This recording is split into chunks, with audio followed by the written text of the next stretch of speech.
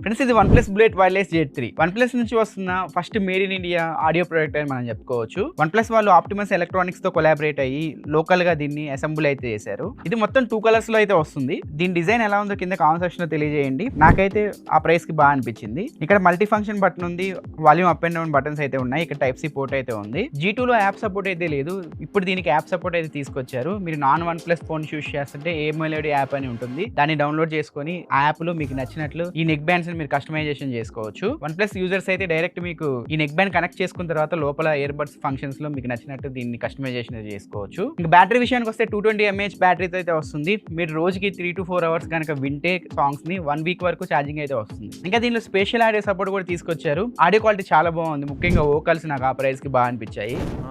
ఎలా అనిపిస్తుంది? బాగానే వినిపిస్తుంది. ఇప్పుడు గాలి వస్తుంది.